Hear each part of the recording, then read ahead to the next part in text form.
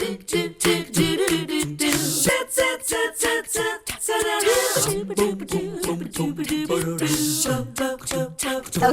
if you were watching the show this morning and you know somebody who is looking for a career path, usually Dr. Tiffany Ahlberg is here talking about ways to help you with your hearing. She can do that too, but she's going to be your career counselor a little bit this morning. Good to see you. Good to see you too, Julie. And the reason is because this is a great choice for people. Y'all have a shortage right now. There is a huge shortage of audiologists. In the last few years, the demand is higher. The population of people needing audiology services is growing just exponentially, and we knew that, but it just seems like the growth hit in the last few years. And the amount of audiologists has not changed. And so it's a career that is a definite job. Like if you go into audiology, there is definitely a job out there for you. You know, you and I talk sometimes like we're just two girlfriends sitting around with a cup of coffee in our hands, and that might be what this turns out to be like again this morning. But we live in this AI world. Mm-hmm. You and I both have kids that are entering the workforce, and it's hard to know what to encourage them to do because AI might take over. Yeah. It won't take over audiology. No, I feel like, there is definitely a future for audiology as far as just helping people. There's such a satisfaction in audiology. Mm-hmm. So if you have someone who's considering a career and they have just a compassionate heart and mm-hmm. they like helping people. And I feel like, one of the other things we're looking for is a good communicator, but it is an excellent choice, and there's going to always be a need for audiologists Since you've opened the door, kind of walk us through who would be a good candidate for it. Besides the empathetic, caring personality trait, what do you need to be really skilled at? So I think it's more of a passion, like okay. what do you like helping people? I mean, that's the big thing. It's one of those careers where you get a lot of times immediate satisfaction. Like you help somebody immediately. And there's not many jobs where you get that immediate response. Yeah. I mean, it is the most. I can't imagine doing anything else. Like it's the most rewarding job. I feel like out there. I'm sure everybody feels that way, or hopefully they feel that way about their job. So, okay, do you have to be a person who's really good at math and science? So it used to be that you had to have an undergrad in communication disorders. Now you can have a undergrad degree in anything. So most of the audiologists now I feel like are either majoring in communication disorders, biology, some kind of science. Okay. But it doesn't have to be that way. Then there's after undergrad there's a four-year doctorate program. Okay. And there are UT Knoxville has a program.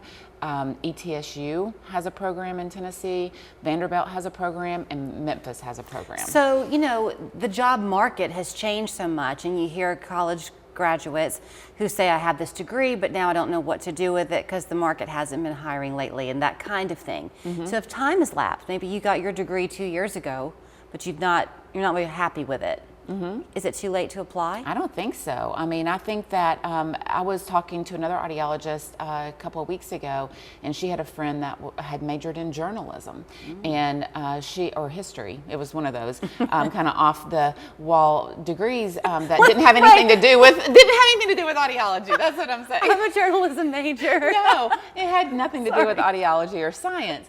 And she got into graduate school for audiology. And that was years later. Right. So yeah. I have to ask you this. I'm sorry. You want to be an audiologist? Blush.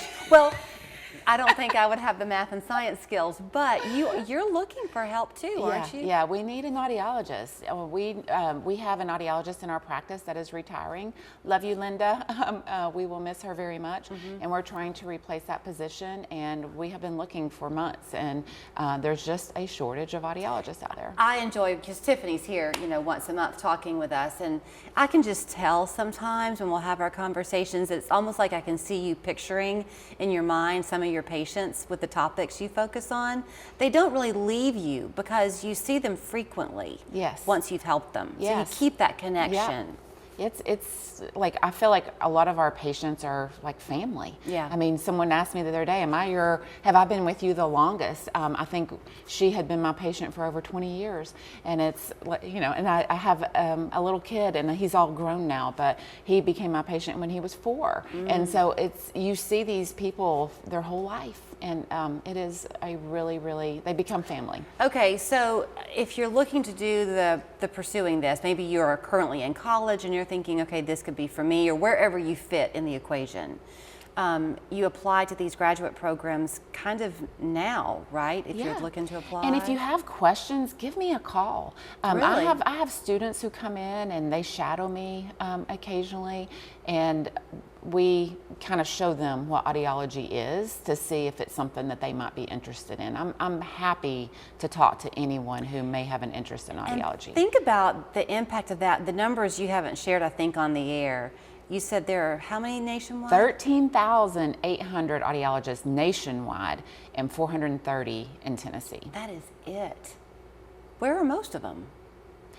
They work in hospitals, they work in ENT offices, private practice. Some of them work in school systems. So there's a wide variety of jobs. And you did just mention that you have a younger client, a younger patient. Hearing loss happens at all ages. Yeah, happens at all ages. Yep. I never thought you'd sit down and give us career advice this morning, but I'm glad you did. And I hope you find the person that fits your practice. Thank you. If you might be that person, she does have 2 locations. So she's in Cleveland and then her new office in Athens. And it's a great team. Look at them smile in that picture. They'd love to welcome you to it. AhlbergAudiology.com, and then there's their phone number for either location. And you heard her say it. If you think this might be a career path for you, by all means give her a call, and she'll talk to you like a friend too. Yep. Thanks, Tiffany. Thank you. She also always comes on Mondays, which is when we tell you our dad joke of the week. We don't tell it. We sit back and listen like you do to our good friend Jason Wright. So get ready. Here he comes this morning. Your dad joke of the week, brought to you by West Yellow Knife Trading Post.